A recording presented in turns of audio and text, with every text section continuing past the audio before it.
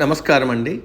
భగవద్గీతలో నేడు 11వ అధ్యాయము విశ్వరూప సందర్శన యోగమునందు 45వ శ్లోకము తాత్పర్యం వినిపిస్తున్నది మీ విజయభాస్కర్.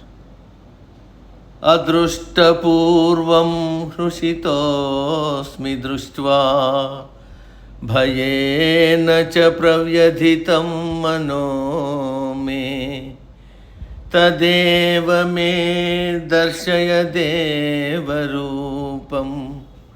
ప్రసీద దేవేశ జగన్నివాస.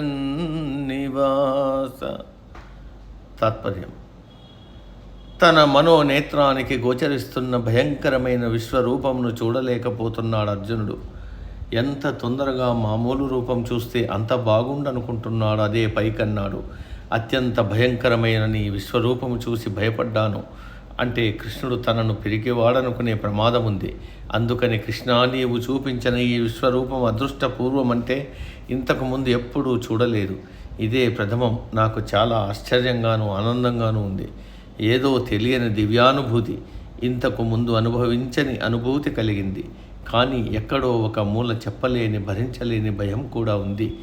మనసంతా ఆందోళనగా ఉంది. కాబట్టి ఓ దేవదేవా జగన్నివాస, నా మీద దయ ఉంచి ఇంతకు ముందు రూపంతో కనపడవయ్యా అని ప్రార్థించాడు.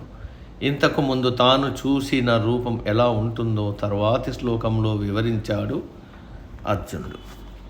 నేటికి సమాప్తం. తదుపరి శ్లోకం రేపటి రోజు. సర్వే జన సుఖినో భవంతు. అందరూ బాగుండాలి, అందులో మనం ఉండాలి.